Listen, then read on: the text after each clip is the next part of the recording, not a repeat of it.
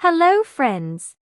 Welcome back to Wonderfully Made Bible Stories for Children. I'm so glad you're here. Last time, we said goodbye to Moses and met a new leader, Joshua. God told Joshua to be strong and courageous, and that he would be with him just as he had been with Moses. Now, it's finally time for the Israelites to enter the land God had promised. But there's a big city standing in the way. Jericho. How would they get past its strong, high walls? Let's find out how God helped them in a very surprising way.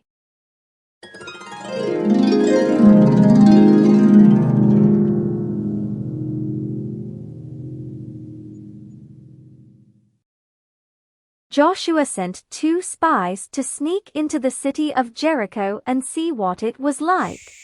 The spies stayed at the house of a woman named Rahab. She had heard of the great things God had done and believed he was the true God. Rahab helped hide the spies from the king of Jericho.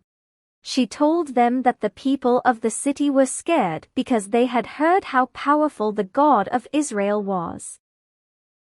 She also asked the spies to promise that when their army came, they would protect her and her family. The spies agreed. They told her to tie a red cord in her window so everyone would know which house to keep safe. When the spies returned, Joshua and the Israelites prepared to cross the Jordan River. And just like when they left Egypt, God made a miracle happen. As soon as the priests stepped into the water carrying the Ark of the Covenant, the water stopped flowing, and the people crossed on dry ground. Soon, they were near Jericho, but the city was strong and surrounded by huge walls. God gave Joshua some very unusual instructions. He said, the army should march around the city once each day for 6 days.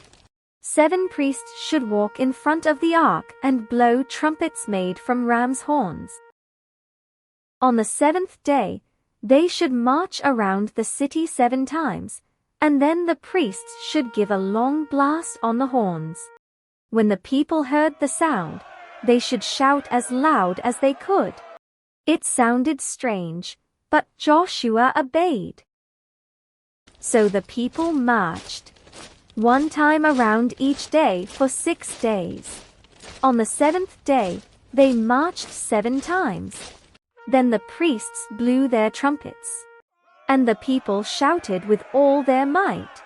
Suddenly, the strong walls of Jericho began to shake, and then they crumbled and fell. God had knocked down the walls without anyone swinging a sword. The Israelites rushed in and took the city, just as God had promised. And just like the spies had said, Rahab and her family were kept safe. Rahab chose to trust in God, even when others didn't. She was brave and kind, and God used her to protect his people. It's a reminder that no matter who we are or where we come from, we can choose to follow God and he sees our faith. God sometimes asks us to do things that don't make sense to us. But when we listen and trust him, amazing things can happen. Joshua and the Israelites didn't rely on their own strength, they relied on God's instructions. Let's think together. Have you ever had to trust God even when it didn't make sense? What can we learn from Joshua and Rahab about faith and obedience? Is there something in your life right now that feels like a wall? How can you trust God with it? The story of Jericho reminds us that nothing is too big or too strong for God. When we listen to him and trust his plan, he can do incredible things through us. Thanks for joining me today. Next time, We'll hear what happens as the Israelites settle into the Promised Land. Will they keep following God? Or will they face new challenges now that they are home?